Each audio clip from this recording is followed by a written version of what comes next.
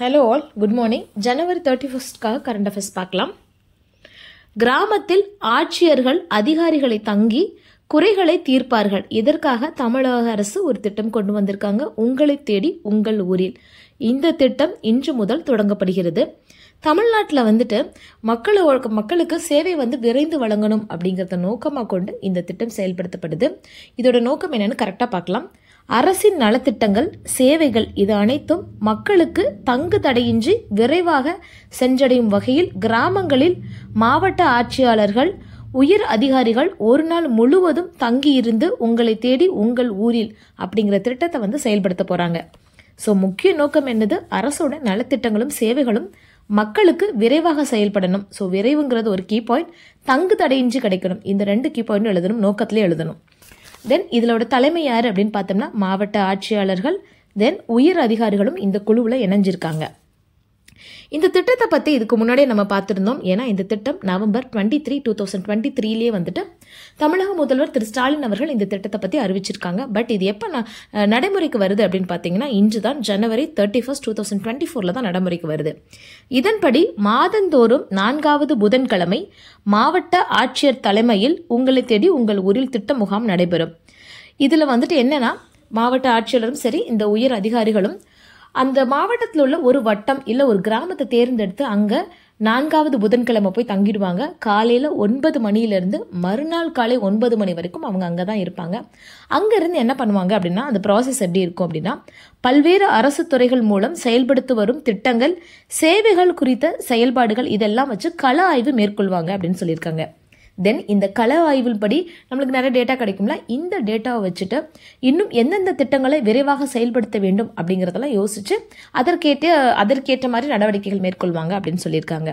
தென் மாவட்ட ஆட்சியாளர்கள் நேரடியாக மக்களை சந்தித்து அவர்களை குறைகளை கேட்டறிவாங்க. அதுக்கான மனுவை வாங்கி அதுக்கு உரிய நேரத்தில் தீர்வு கொடுப்பாங்க அப்படின்னு சொல்லியிருக்காங்க. முக்கியமாக இந்த மாதிரி மனு கொடுத்தாங்க அப்படின்னா அது மனு சார்ந்து 30 நாட்களில் அதுக்கு தீர்வு சொல்லணும் அப்படின்னு சொல்லியிருக்காங்க. ஸோ இந்த திட்டம் இப்போ நிறைய திட்டம் இருக்குது தமிழ்நாட்டில். இந்த திட்டம் பற்றியும் கேட்கறதுக்கு கேள்வி வாய்ப்புகள் இருக்குது. கொஞ்சம் பார்த்துக்கோங்க. ஃபர்ஸ்ட்டு திட்டம் பார்த்துக்கணும், எப்போ ஆரம்பித்தாங்க அப்படிங்கிறத பார்த்துக்கணும், இதோட நோக்கம் என்னன்னு பார்க்கணும், நோக்கத்திலே கூட கீ பாயிண்ட்ஸ் இருக்குது அதையும் எழுதணும்.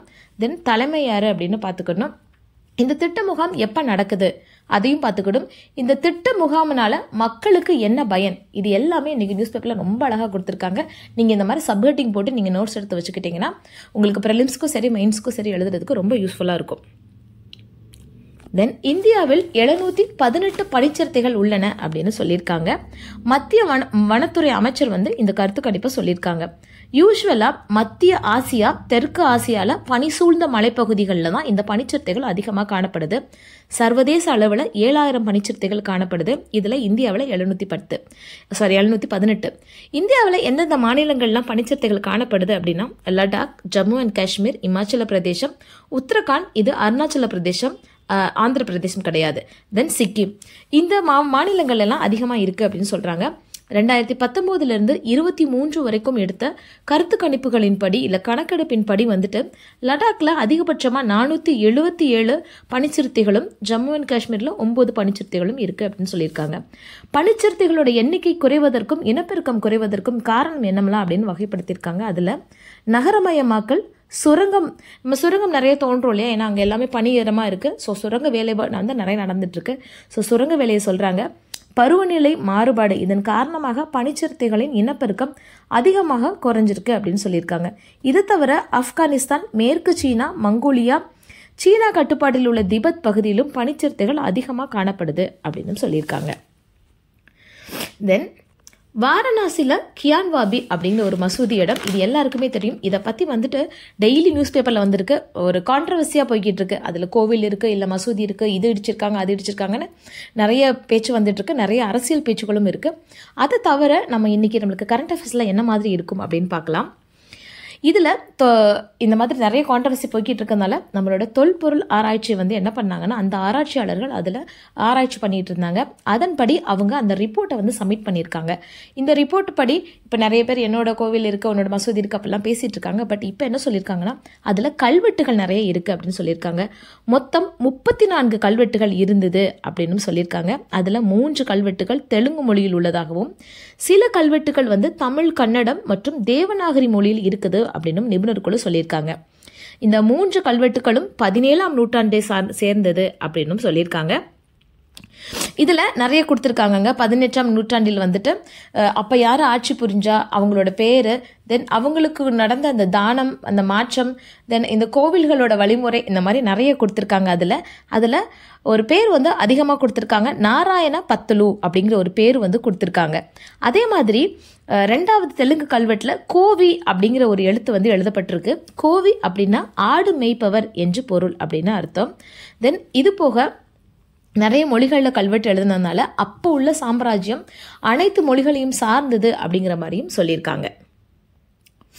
ஆஸ்திரேலியா ஓப்பன் டென்னிஸ் ரீசெண்டாக நடந்தது, நம்ம எல்லாருக்குமே தெரியும். இதில் வந்துட்டு நம்ம பார்த்தோம் ஒற்றையர் பிரிவில் யார் வின் பண்ணா அப்படிங்கிறதையும் பார்த்தோம். தென் ரெட்டையர் பிரிவில் ரோஹன் போப்பனா ரொம்ப வயதானவர், 43 வயதில் கூட வின் பண்ணியிருக்காரு அப்படிங்கலாம் பார்த்தோம். இப்போ என்ன சொல்லியிருக்காங்கன்னா, காது கேளாதோர் பிரிவில், ஒற்றையர் பிரிவில் இந்தியாவில், அதுவும் தமிழ்நாட்டை சேர்ந்த பிருத்வி சேகர் அவங்க வந்துட்டு இந்த கோப்பையை வந்து வென்றிருக்காங்க அப்படின்னு சொல்லியிருக்காங்க. பேர் வந்துட்டு பிருத்வி சேகர். இவங்க தமிழ்நாட்டை சேர்ந்தவர். காது கேளாதோருக்கான ஒற்றையர் பிரிவு. தமிழகத்தில் உள்ள கோவில்களில் இந்துக்கள் அல்லாதோரை அனுமதிக்க கூடாது அப்படின்னு உயர்நீதிமன்றம் சொல்லியிருக்காங்க. இதுக்கு என்ன அப்படின்னு பார்த்தீங்கன்னா, சமீபத்தில் பழனியில் உள்ள முருகன் கோவில் சார்பாக வந்துட்டு ஒரு கேஸ் வந்து ஃபைல் பண்ணியிருந்தாங்க. இதில் என்ன சொல்லியிருந்தாங்கன்னா, இந்துக்கள் அல்லாதோரை வந்துட்டு கோவிலுக்குள்ளே நுழைய வைக்கிறதுனால நிறைய கான்ட்ரவர்சி வருது. ஸோ இதை பற்றி ஒரு கேஸ் ஃபைல் பண்ணியிருந்தாங்க. அதற்கான தீர்ப்பு இருக்குது. இன்றைக்கி தமிழ் ஹிந்து நியூஸ் பேப்பரில் இதை பற்றி ரொம்ப அழகாக கொடுத்துருக்காங்க. அதாவது இருதரப்பு வழக்கறிஞர்களும் வாதாடின அந்த வாதமும் கொடுத்துருக்காங்க. தென் தீர்ப்பை பற்றியும் கொடுத்துருக்காங்க. இது முழுக்க டிஎன்பிசி சம்மந்தப்பட்டது மட்டுமா தான் பார்க்கணும், நம்ம சமய நோக்கத்தோடலாம் பார்க்கக்கூடாது. இந்த தீர்ப்பில் என்ன சொல்லியிருக்காங்க அப்படின்னா, கோவில் நுழைவு அனுமதி சட்டம், இந்த சட்டம் இருக்குது எல்லாருக்குமே தெரியும் இல்லையா? இதன்படி அறநிலைத்துறை சட்டத்தில் கோவில்கள் இந்துக்கள் அல்லாதோர் நுழைய அனுமதி இல்லை என்பதை தெள்ள தெளிவாக குறிப்பிட்டுள்ளது. அதனால் இந்த சட்டங்களை அதிகாரிகள் தீவிரமாக அமல்படுத்த வேண்டும் அப்படின்னு சொல்லியிருக்காங்க. தென் ஹிந்து கோயிலில் வந்துட்டு மற்ற சமயத்தினர் வந்து உள்ள அனுப்பக்கூடாது அப்படின்னு சொல்லியிருக்காங்க. அதே போல் இந்த கட்டுப்பாடுகள் வந்து பல்வேறு மதங்களுக்கு இடையிலான மத நல்லிணக்கத்தையும் அமைதியையும் மட்டுமே நிலைநாட்டும் அப்படின்னு சொல்லியிருக்காங்க. அரசியலமைப்பு சட்டத்தில் மற்ற மதத்தினரின் உரிமையை பாதுகாக்க வேண்டும் என்று அரசு தரப்பில் கோரிக்கை வைக்கப்பட்டுள்ளது. இந்த வகையில் வந்து கோவில்களையும் சேர்த்துக்கொள்ளணும். கோவில்கள் வந்து முழுக்க ஒரு சமயம் சார்ந்ததை தவிர கோயில்கள் வந்து சுற்றுலா தலமாக கருத முடியாது அப்படின்னு சொல்லியிருக்காங்க. அப்புறம் இன்னொரு தரப்பு என்ன சொல்லியிருக்காங்கன்னா, இந்து கடவுள் மதம் மீது நம்பிக்கை வைத்தவர் உள்ள அனுப்பலாமே அப்படிங்கிற மாதிரி ஒரு வாதம் இருக்குது. அதுக்கும் தீர்ப்பு சொல்லியிருக்காங்க. இந்து கடவுள் மதம் மீது நம்பிக்கை வைத்துள்ள பிற மதத்தினரை அனுமதிக்கலாம் என்று அரசு தரப்பில் கூறப்படுகிறது. ஆனால் அவர்களை எப்படி அடையாளம் காண்பது அப்படின்னு நீதிபதி கேள்வி அனுப்பிச்சிருக்காங்க. தென் இன்னொன்று என்ன சொல்லியிருக்காங்கன்னா, கோவில்களின் பாரம்பரியத்தை பாதுகாக்கவே அறநிலையத்துறை கொண்டு வரப்பட்டுள்ளது அப்படின்னு சொல்லியிருக்காங்க. இந்துக்கள் மட்டுமல்லாமல் அனைத்து மதத்தினரும் தங்களின் மதத்தை சுதந்திரமாக பின்பற்ற உரிமை உண்டு அப்படின்னு அரசியல் சாசனத்தில் குறிப்பிட்டுள்ளப்பட்டது அப்படின்னு சொல்லியிருக்காங்க. ஸோ இதை வந்துட்டு எல்லாரும் இம்ப்ளிமெண்ட் பண்ணணும் அப்படின்னு இந்த தீர்ப்பில் கொடுத்துருக்காங்க. தென் ஹிந்து தமிழில் இன்னொரு ஆர்டிக்கல், ஒரு எடிட்டோரியல் பேஜில் ஒரு ஆர்டிக்கல் கொடுத்துருக்காங்க. சொல் பொருள் தெளிவு அப்படிங்கிற டாபிக்கில் கொடுத்துருக்காங்க. வேலை வாய்ப்பின்மையின் தற்போதைய நிலை அப்படின்னு சொல்லி கொடுத்துருக்காங்க. இதில் வந்துட்டு நிறைய சப்ஹெட்டிங் கொடுத்துருக்காங்க. ஃபர்ஸ்ட்டு சுதந்திரத்துக்கு பின் வந்துட்டு வேலை வாய்ப்பு எப்படி இருக்குது அப்படின்னு கொடுத்துருக்காங்க. தென் ஏற்றத்தாழ்வுகள்னு ஒரு டாபிக் கொடுத்துருக்காங்க. அதில் தான் இந்த டேட்டா கொடுத்துருக்காங்க. 2017-18 6% இருந்த வேலை வாய்ப்பின்மை சதவீதம் 2022-23 3.2% குறைந்துள்ளது அப்படின்னு சொல்லியிருக்காங்க. அது போக இன்னொன்று என்ன சொல்லியிருக்காங்கன்னா, ஒவ்வொரு மாநிலத்துக்கும் ஒருக்க வந்துட்டு இந்த வேலைவாய்ப்பின்மை சதவீதம் வந்துட்டு வேறுபட்டு காணப்படுகிறது அப்படின்னு சொல்லியிருக்காங்க. பின்தங்கும் பெரிய மாநிலங்கள் அப்படின்னு ஒரு டாபிக் கொடுத்து, முக்கியமாக அந்தமான் நிக்கோபார், லடாக், ஆந்திர பிரதேசத்தில் வந்துட்டு வேலைவாய்ப்பின்மை அதிகமாக இருக்குது அப்படின்னு சொல்லியிருக்காங்க. இதே கேட்டகரியில் பெரிய மாநிலங்கள் கேட்டகரியில் ராஜஸ்தான்லையும் ஒடிசாவிலையும் இந்த வேலைவாய்ப்பின்மை வந்துட்டு மிகவும் மோசமான கேட்டகரியில் இருக்குது அப்படின்னு சொல்லியிருக்காங்க. காரணங்கள் அப்படின்னு அவங்க என்னெல்லாம் வகைப்படுத்தியிருக்காங்க அப்படின்னா, பாப்புலேஷன், மக்கள் தொகையை வகைப்படுத்தியிருக்காங்க. சீனாவை பின்னத்தாலே நம்ம தான் நிறைய இருக்கிறோம். மக்கள் தொகை வந்துட்டு நாட்டோட வளர்ச்சிக்கு ஒரு உறுதுணையாக இருந்தாலும் அதே சமயத்தில் வேலை வாய்ப்பின்மைக்கும் இதுதான் வந்து ஒரு முக்கிய காரணமாக இருக்குது அப்படின்னு சொல்லியிருக்காங்க. அடுத்த பிரச்சனையாக மாணவர்களிடையே வந்துட்டு திறன் குறைபாடு இருக்குது அப்படின்னு சொல்லியிருக்காங்க. கல்லூரியிலேருந்து வெளியே வரும் இளைஞர்கள் போட்டி மிகுந்த இந்த உலகத்தை எதிர்கொள்வதற்கு போதிய திறனை கல்வி நிறுவனங்கள் உருவாக்கவில்லை. அதாவது டிகிரி மட்டும்தான் கொடுக்குறாங்க, மற்றபடி திறன் மேம்பாடு பெருசாக இல்லை அப்படின்னு சொல்லியிருக்காங்க. இதனால தான் அந்த மாணவர்களால் வேலை வாய்ப்புகள் உருவாக்க முடியவில்லை அப்படின்னு சொல்லியிருக்காங்க. தென் நெக்ஸ்ட் என்ன சொல்லியிருக்காங்கன்னா, அதிகரிக்கும் பணவீக்கம் அதையும் வந்து சொல்லியிருக்காங்க. தென் பொருளாதாரமும் வேலைவாய்ப்பும், இந்த வேலைவாய்ப்பு இல்லாததுனால பொருளாதாரம் வந்து பின்தங்குது அப்படின்னு சொல்லியிருக்காங்க. இஃப் இன்கேஸ் வேலைவாய்ப்பு 1% வந்து அதிகரித்தால் கூட நம்மளோட ஜிடிபி வந்துட்டு 0.6% வந்து அதிகரிக்கும் அப்படின்னு உலக வங்கி ஒரு கருத்து கணிப்பு சொல்லியிருக்காங்க. Most teens use social media but they have a lack of skills to protect themself. அதாவது என்ன சொல்லியிருக்காங்கன்னா, நிறைய பேர் 14 to 18 இயர்ஸில் உள்ள 90% மேலே உள்ளவங்க ஆன்லைனில் சோஷியல் மீடியா யூஸ் பண்ணுறாங்க. பட் அதில் எந்த மாதிரி பாதுகாப்பாக இருக்கணும், நம்மளோட ப்ரொஃபைலை எப்படி சேவ் பண்ணி வைக்கணும், நம்மளோட தனிப்பட்ட கருத்துக்களை எந்த மாதிரி பிளாக் பண்ணி வைக்கணும் அப்படிங்கிறது தெரியாமல் 50% மேலே உள்ளவங்க இருக்காங்க அப்படின்னு சொல்லியிருக்காங்க. Women in the work force for விஸ்கிட் பாரத் ஒரு கருத்து கணிப்பு நடத்த போகிறாங்க. பெண்கள் வந்து இந்த வேலை வாய்ப்பில் சரி எந்த மாதிரியான கான்ட்ரிபியூஷன் கொடுக்க போகிறாங்க அப்படின்னு ஒரு கருத்து கணிப்பு நடத்த போகிறாங்க. யார் நடத்த போகிறான்னா, labour and employment, then women and child development, இந்த 2 மத்திய மினிஸ்ட்ரியும் தான் வந்துட்டு இதை நடத்த போகிறாங்க. 2 யூனியன் மினிஸ்ட்ரி இதை நடத்த போகிறாங்க. தலைப்பு தான் women in the work force for விஸ்கிட் பாரத். எதற்காக அப்படின்னா, பெண்களோட கான்ட்ரிபியூஷன் எந்த மாதிரி இருக்குது, ஸோ கான்ட்ரிபியூஷன் கம்மியாக இருக்குதுன்னா எந்த மாதிரி இடத்துல கம்மியாக இருக்குது, அதற்காக கவர்மெண்ட் என்ன மாதிரி திட்டங்களை வழிவகுக்கணும் அப்படிங்கிறதுக்காக இது கொடுக்குறாங்க. ரீசெண்டாக பீரியாட்ரிக் லேபர்ஸ் ஃபோர்ஸ் சர்வேவை நடத்தினாங்க. இந்த டேட்டாவில் என்ன சொல்லியிருக்காங்கன்னா, 2017-18 23.3% இருந்த விமன் கான்ட்ரிபியூஷன் 2022-23 37% உயர்ந்திருக்கு அப்படின்னு சொல்கிறாங்க. India nominates 12 forts for Marathas for UNESCO World Heritage Site. யுனெஸ்கோவோட வேர்ல்டு ஹெரிட்டேஜ் சைட்டுக்கு ஒவ்வொரு நாடும் தன்னோட பாரம்பரிய முக்கிய சுற்றுலா தலங்களை வந்துட்டு ப்ரிஸ்கிரைப் பண்ணுவாங்க இல்லையா, அந்த வகையில் இப்போ இந்தியாவும் வந்துட்டு 12 கோட்டைகள், இது எல்லாமே வந்துட்டு மராத்தா பீரியடை சார்ந்தது, அதை வந்து கொடுத்துருக்காங்க. இதில் 12 கோட்டைகளில் 11 கோட்டைகள் வந்து மகாராஷ்டிரா மற்றும் வட மாநிலங்களை சுற்றியே இருக்குது. இதில் ஒன்று தான் தமிழ்நாட்டில் இருக்குது. தமிழ்நாட்டில் திருவண்ணாமலை மாவட்டத்தில் இருக்க செஞ்சி கோட்டை, இதுதான் வந்துட்டு இந்த வருஷம் யுனெஸ்கோ ஹெரிட்டேஜ் சைட்டுக்கு இந்தியா சார்பில் 12 கோட்டைகள் இருக்குது. அதில் இதுவும் ஒன்று. Then Tamil Nadu weight lifter R P Keerthana make a national youth record.